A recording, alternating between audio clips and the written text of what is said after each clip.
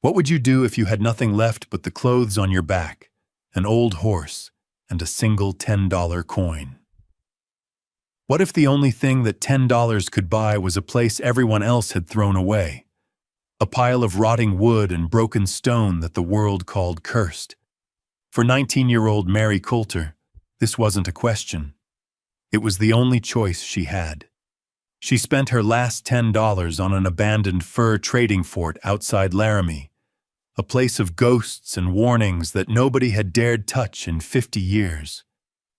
But the truth waiting for her under the cold, hard ground was a secret that would not only save her life, but rewrite the history of the entire valley.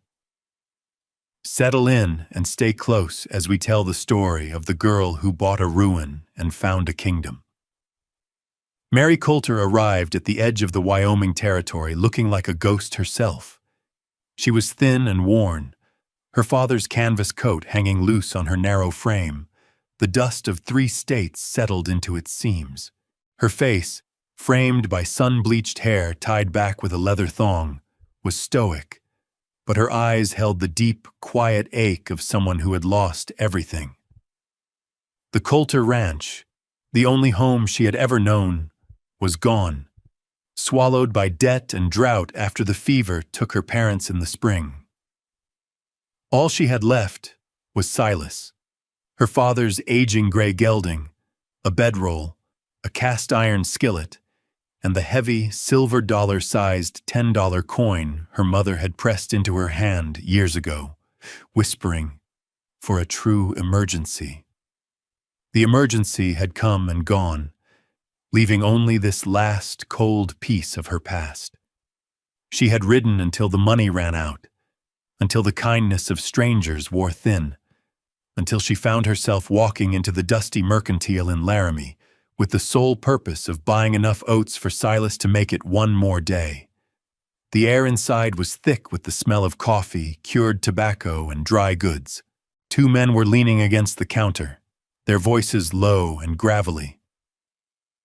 "Another season and it'll be flat to the ground," one of them said, spitting a brown stream of juice into a nearby spittoon. "Good riddance. Cursed ground, that place." The other man, the shopkeeper, nodded as he wiped down the counter. "Town's owned it for back taxes since before the war. $10 is what's owed. Might as well be $1 million. Nobody's fool enough to pay 10 cents for Blackwood's folly." Mary stood by a barrel of flour, her hand frozen on its way to her pocket. Cursed ground. $10.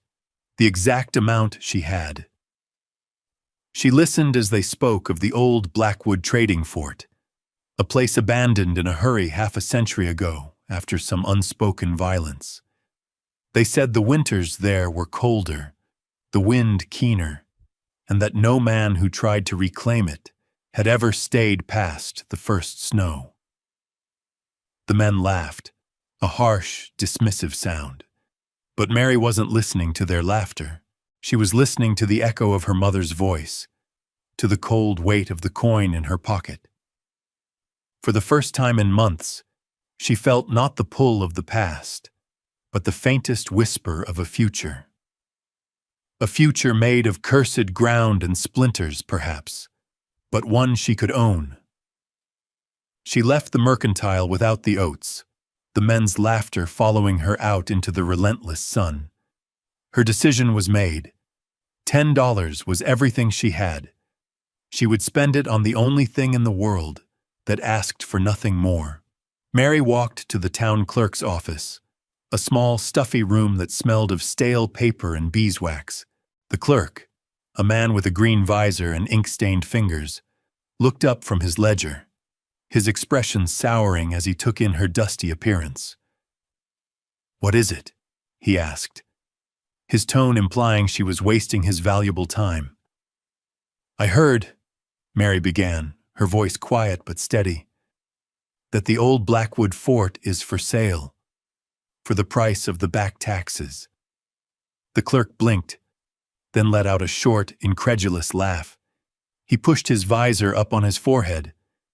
"You mean Blackwood's folly?" Girl, that place is nothing but a woodpile waiting for a lightning strike. The deed ain't worth the paper it's printed on. Mary didn't flinch. She simply reached into her pocket and placed the heavy $10 coin on the worn wooden counter. The sound it made was definitive, solid. The clerk stared at the coin, then back at her face. He saw no doubt, only a flat, unyielding resolve. He shrugged, a small smile playing on his lips as if he were party to a grand joke. "Your money," he said, scooping up the coin. He pulled a dusty yellow deed from a drawer, scrawled a few lines, stamped it with a heavy seal, and pushed it across the counter. "It's yours. All 160 acres of rocks, wind, and ghosts. Good luck to you." She took the paper, folded it carefully, and placed it inside her coat. As she walked out, she could hear the clerk already telling the story to the man who'd just entered, his voice full of amusement. She had just become the fool of Laramie. She had just bought a home. What was she thinking? A young girl alone, buying a place legends were built on, and not the good kind. Was it desperation, or did some deeper instinct guide her hand?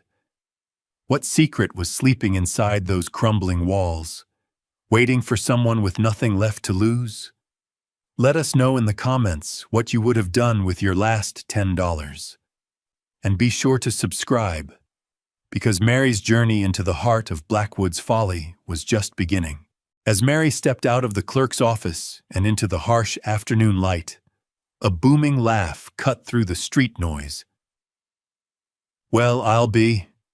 Is that the deed to the old Blackwood place?" The voice belonged to a man named Barlow, a rancher whose land bordered the abandoned fort. He was a big man, florid and loud, his wealth evident in his tailored coat and the silver conchos on his saddle. He'd been a rival of her father's, always looking to expand, always sneering at their smaller, hard-scrabble operation. He dismounted, walking toward her with a swagger. "Heard you bought it. $10 for a lifetime supply of splinters and nightmares." He looked her up and down, a cruel smirk on his face. "What's the matter, Coulter? Finally run out of options? I'll give you 20 for it right now, double your money. I could use the firewood." Mary simply looked at him, her expression unreadable. She said nothing, which seemed to infuriate him more than any retort could have. "Fine," he spat. "Go on up to your castle. We'll start calling you Fort Mary."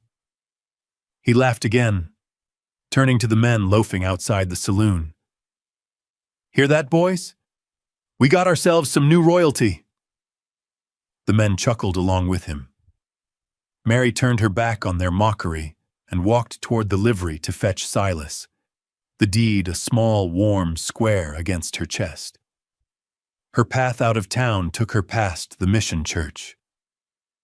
Sitting on a simple wooden bench in the shade of a cottonwood was an old woman, her face a beautiful map of wrinkles, her dark eyes holding a stillness that seemed ancient. She was Arapaho, her dress a mix of traditional beadwork and worn calico. As Mary passed, the woman spoke, her voice low and raspy, like stones rubbing together. "The ground remembers what the walls forget," she said, not looking at Mary, but out toward the distant, hazy mountains where the fort lay. "Listen to the cold." Mary stopped, turning to face her. The woman's eyes met hers for a brief, intense moment. There was no pity in her gaze, only a strange, solemn weight. Mary nodded, a silent acknowledgement of a gift she didn't understand, and then continued on her way. The words settled inside her, cryptic and heavy, another secret to add to the one she now owned.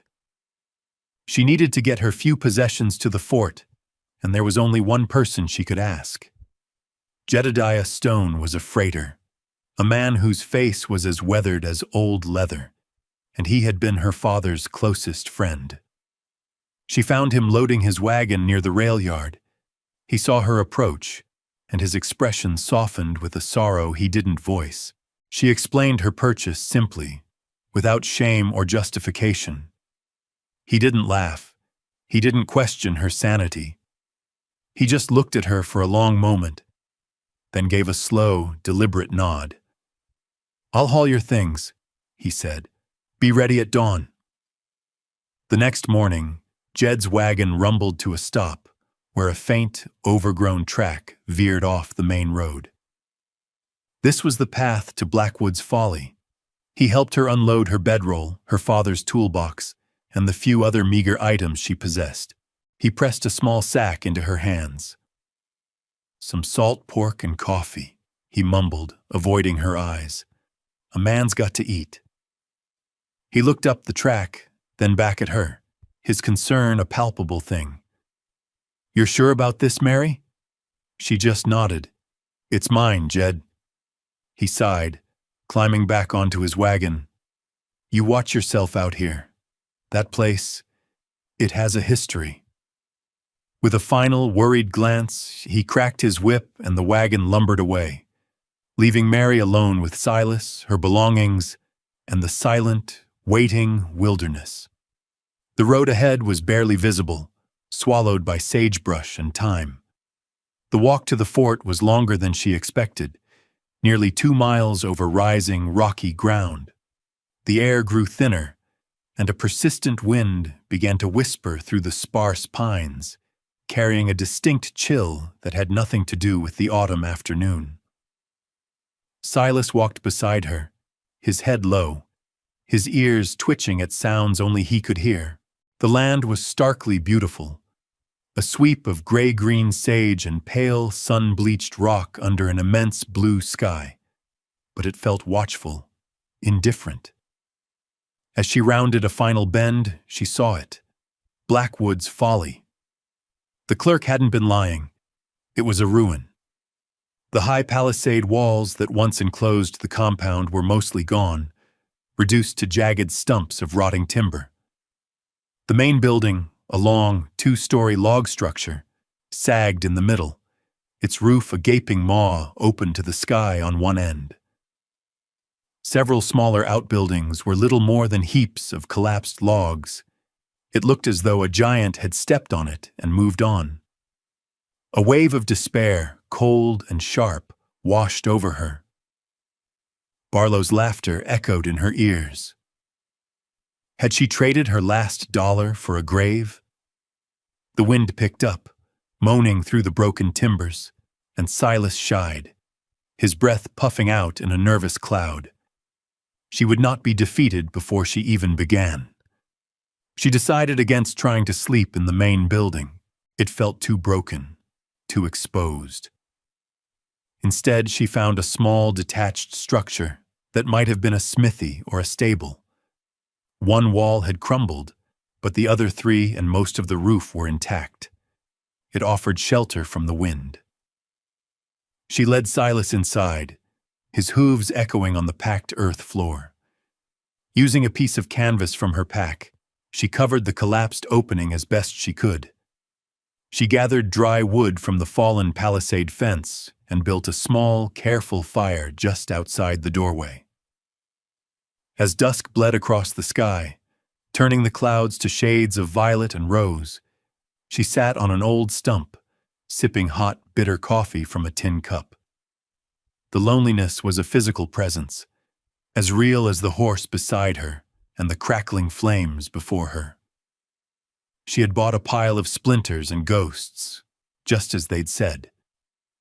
She wrapped herself in her bedroll, leaning against Silas for warmth, and listened to the fort settle around her. The wind was a constant voice, crying and whispering through the ruins. Exhaustion finally claimed her, pulling her into a shallow, uneasy sleep. Sometime in the deep, moonless dark, a sound woke her. It wasn't the wind. It was a low, resonant thrumming, a vibration that seemed to come not through the air, but up from the very ground beneath her. It was deep and steady, like a slow heartbeat in the earth, emanating from the direction of the main house. Silas was awake too, his head up, ears pricked, a low tremble running through his body. The sound lasted only a moment, then faded into silence. The next morning, under a pale and watery sun, Mary forced herself to enter the main trading post. The interior was a disaster of decay. Dirt, leaves, and the debris of half a century lay thick on the floor. Pack rat nests were piled in the corners, and the faint, dusty smell of abandonment hung in the air. Sunlight streamed through the collapsed section of the roof, illuminating a chaotic jumble of broken furniture and rotted timbers. Her heart sank further. This would take more than hard work. It might take a miracle. She started in the one part of the large room that was still protected by a solid roof, what must have been the factor's office and main trading area. A long, heavy counter, scarred and pitted, still stood against one wall. She picked up a splintered broom she'd found in the smithy and began the monumental task of sweeping, of imposing some small order on the chaos. As she cleared away the thickest layers of dust and grime, she began to notice the floor. It was made of thick, hand-hewn planks, wide and solid. But as she worked her way toward the center of the room, she saw an anomaly. A large, rectangular section of the floor, perhaps 10 feet by 6, was different. The planks were a darker wood, possibly cedar, and they were fitted together with a carpenter's precision, the seams almost invisible. Unlike the surrounding floor, which was face-nailed with crude iron spikes, these boards showed no hardware at all. She knelt, running a calloused hand over the strange section. The wood was smooth, almost polished by time, but what struck her was the temperature. It was cold, not just cool, but a deep, penetrating cold, like cellar stone, a chill that seemed to emanate from deep below. The memory of the Arapaho woman's words surfaced with startling clarity. Listen to the cold. This was it. This had to be what she meant. She pressed her ear to the planks, but heard only silence. Silas, whom she had tethered just outside the main door, let out a low, uneasy whinny, pulling at his rope. He stared at the spot where she knelt. His nostrils flared. His animal sense felt the same wrongness she did. She went back to sweeping, her eyes scanning every inch of the cold wood. And then she saw it. On the edge of a single plank, almost hidden in the grain, was a small carved mark. It was no bigger than her thumb, a beautifully rendered, stylized beaver, its tail arched. It wasn't a random doodle. It was a sign, a key. She traced its outline with her finger, a shiver running up her arm that had nothing to do with the chill of the wood. Someone had sealed this floor for a reason. Mary knew she couldn't tackle the mystery of the floor right away. Survival came first. The days shortened, and the cold in the wind grew a sharper edge. Before she could explore secrets, she had to have a roof over her head that didn't leak, and walls that could stand up to a Wyoming winter. She began to work with a quiet, relentless fury. Her father had taught her how to use tools, how to read the grain of wood, how to build things that last. She salvaged the best logs from the collapsed sections of the fort, her axe ringing out in the silent valley from dawn until dusk. She started with the small smithy, rebuilding the crumbled wall stone by stone, chinking the logs with a mixture of mud and dry grass until it was airtight. She mended the roof, nailing down salvaged planks with old square nails she'd painstakingly straightened. It became her cabin, a single, snug room for herself and a sturdy stall for Silas. Every swing of the hammer, every log she lifted, was an act of defiance against the town's mockery, against her own despair. The labor was grueling, but it was honest. It scoured her mind of grief, leaving only the satisfying ache of tired muscles and the tangible proof of her progress. Silas was her constant, silent companion. He stood patiently for hours, his presence a warm, living anchor in the vast loneliness. While she worked, the fort slowly gave up more of its secrets.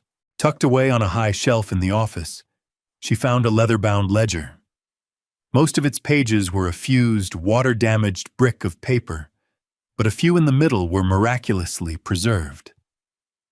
The handwriting was elegant, precise French. She could only make out a few words, but the numbers and inventories were clear. Lists of pelts: castor, loutre, renard argenté, beaver, otter, silver fox. The quantities were staggering. On the last legible page was a name, written with a flourish: Jean Dubois, facteur. And next to his name, a small, perfect ink drawing of the same stylized beaver she had found carved into the floor. The cold patch in the main room was a constant, silent question. Every evening she would go and stand on it, feeling that unnatural chill seep through the soles of her worn boots. The place held a memory of cold. Finally, after a month of back-breaking labor, her small cabin was secure. A stack of firewood stood shoulder-high against the wall. She had a home. Now she could listen to the cold. She took her father's tools, a heavy claw hammer and a long steel pry bar, and walked into the main building. The afternoon sun cast long shadows across the floor. She knelt beside the beaver carving and found the finest of seams. She wedged the tip of the pry bar into it and put her weight against the end. The old wood groaned in protest, a deep, resonant sound that vibrated through the handle of the tool and up into her bones. But it didn't move. It was sealed as tight as a tomb. Mary repositioned the pry bar, finding a new point of leverage. She threw her entire body into it, her muscles screaming with the effort. There was a sharp crack, like a rifle shot, and the end of the plank lifted a fraction of an inch. A puff of air escaped from the opening, and with it, an extraordinary scent. It was the smell of a deep, cold cellar, of ancient stone, but also of cedar wood, rich leather, and something else. A clean, faintly wild, musky aroma. It was the smell of well-cured fur. Heart-pounding, she worked the pry bar down the length of the board, breaking the hidden seal. With a final, groaning complaint, the plank came free. She set it aside and peered into the darkness below. A set of steep stone steps led down into blackness. Lighting her kerosene lantern, she held it over the opening.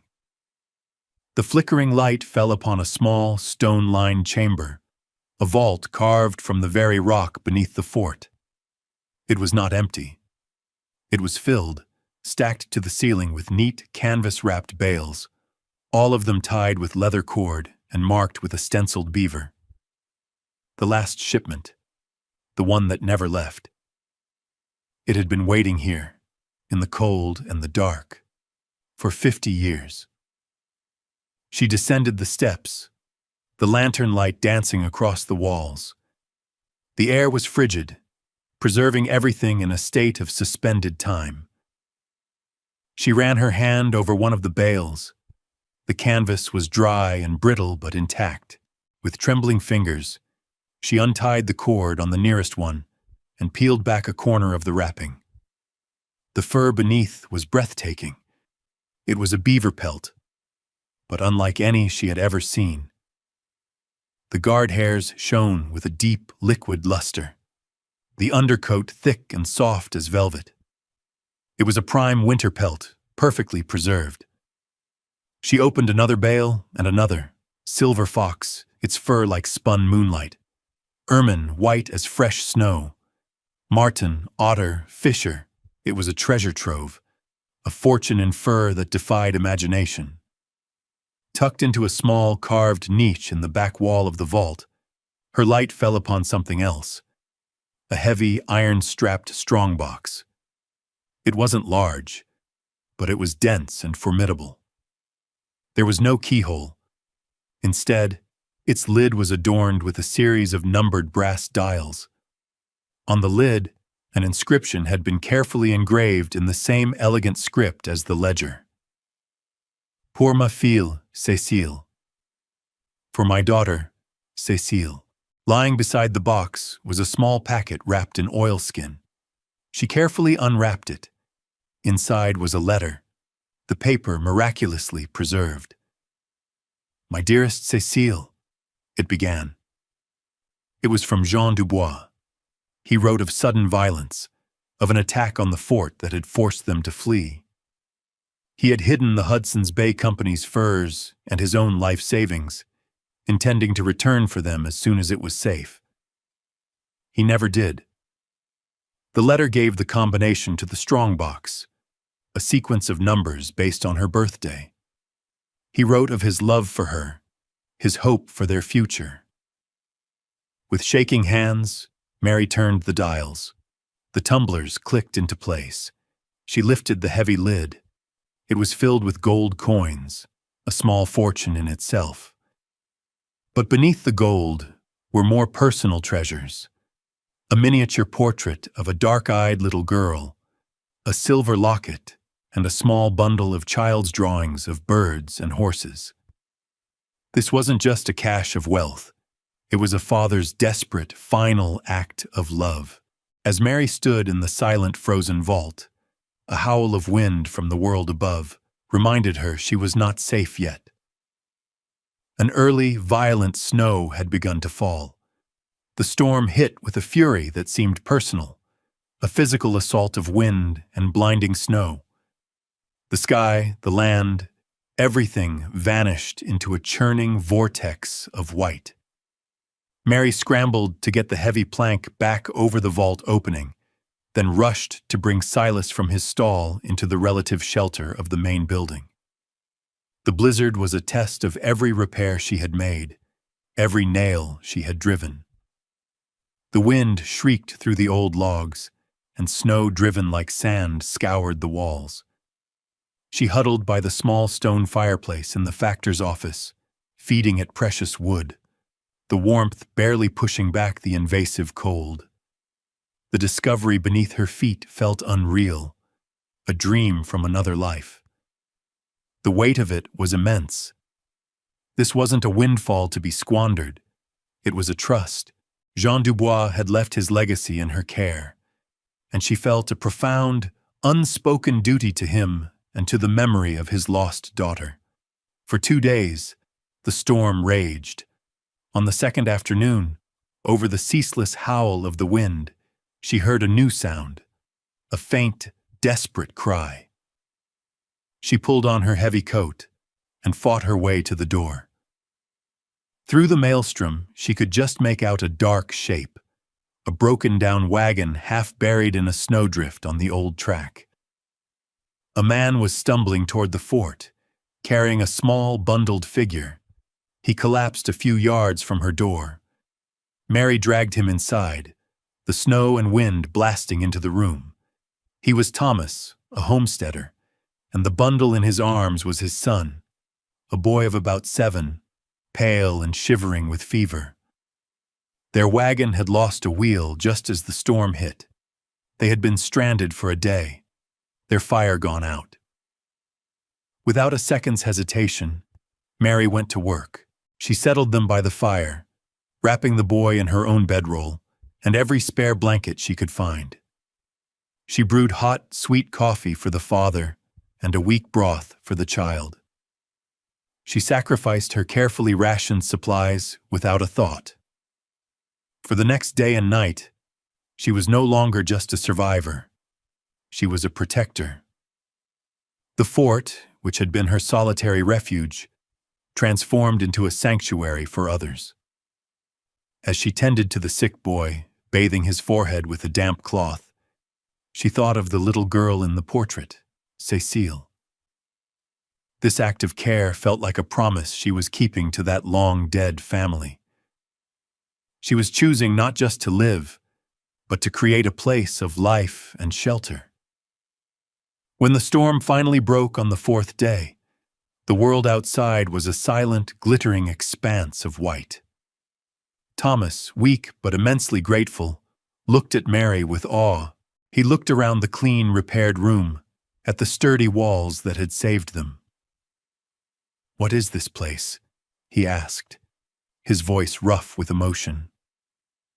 Mary looked at the sleeping boy, then out the door at the peaceful, snow-covered valley. The fort was no longer a ruin in her eyes.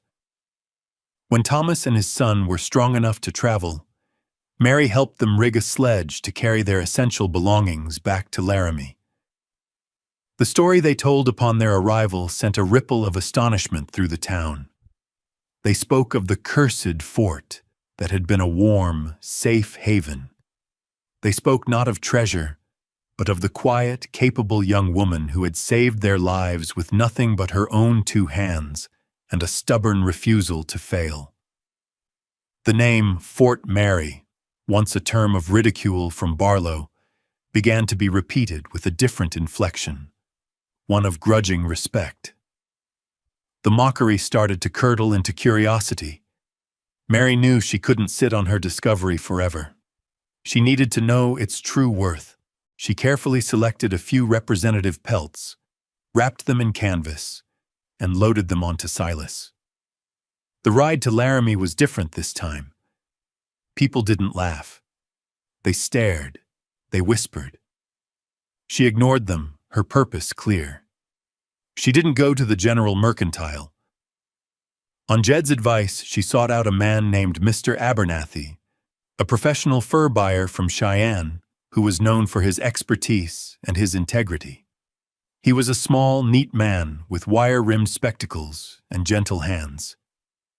He met her in a quiet room behind the land office. He unrolled the pelts on a large table, his expression shifting from professional interest to profound reverence. He ran his fingers through the fur, examining the leather, the color, the density. He was silent for a long time.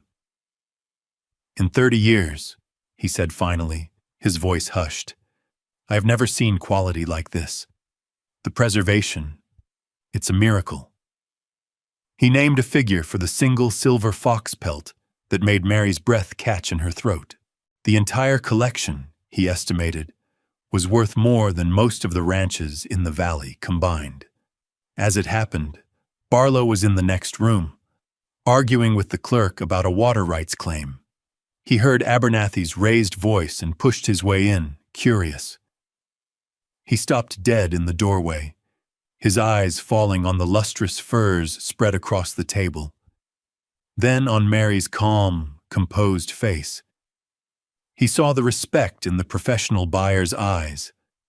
All the bluster and arrogance drained out of him, replaced by a slack-jawed disbelief. He had laughed at her for buying firewood. She had unearthed a king's ransom. He turned without a word and left, his humiliation a silent, heavy thing. The town's perception shifted for good. The whispers were no longer of the fool girl, but of the quiet woman who had seen what no one else could see. People began to ride out to the fort, not to pry, but to offer help, to be part of the story. Mr. Abernathy made her a generous offer for the entire lot, a sum that would make her wealthy beyond her wildest dreams. But Mary looked at the papers he pushed toward her, and then she looked out the window, toward the mountains. She was thinking of a man named Jean Dubois and his daughter Cécile. Mary sold only a small portion of the furs to Mr. Abernathy, enough to purchase proper tools, supplies, and a deed to the fort free and clear, with a tidy sum left over to see her through a dozen winters. The rest of the treasure remained in the cold, silent vault, a trust she was not yet ready to part with. She didn't want a mansion in Cheyenne or a life of ease. The work had become part of her. The fort had become part of her. With the money and the help of Jed and a few other hands drawn by the legend of her story, she began to restore the old trading post not as a monument, but as a living place. They rebuilt the collapsed palisade, re-roofed the main building, and turned the outbuildings into clean, simple cabins for travelers. She used a portion of the gold from the strongbox to establish a trust with the circuit judge, a fund dedicated to providing for orphaned children in the territory. She called it the Cécile Dubois Fund. The fort became what it was always meant to be, a beacon of shelter and commerce on the edge of the wilderness. Months later, the late afternoon sun of a new autumn cast a golden light over the valley. The fort was alive. The sound of a blacksmith's hammer, Thomas, the man she'd rescued, who had stayed on to help, rang from the smithy. A family whose wagon had broken an axle was resting in one of the guest cabins, their children chasing chickens in the yard. Mary stood leaning against a newly repaired section of the wall, looking out at the vast, peaceful landscape. Silas stood beside her, his soft muzzle resting on her shoulder in a familiar gesture of companionship. The harshness of the land was still there, but it no longer felt threatening. It felt like home. Thomas walked over, wiping sweat from his brow. He gestured with his hammer at the bustling yard, at the solid, welcoming buildings. "You've done something here, Mary," he said, his voice full of quiet admiration. "More than just rebuild. What are you going to call this place now? Can't keep calling it Blackwood's Folly." Mary watched a hawk circle high on a thermal, its wings gilded by the setting sun. She thought of the deed that cost $10, the mockery, the cold, and the long-dead father's love she had found in the dark. A small, peaceful smile touched her lips. "It's not about what you own," she said quietly. "It's about what you look after." Thank you for staying with us for Mary Coulter's incredible story. It's a powerful reminder of the enduring power of stewardship and how true value is often hidden right beneath our feet, waiting for a patient hand to uncover it. If her journey moved you, please give this video a like and share in the comments what you think the most important inheritance a person can receive is.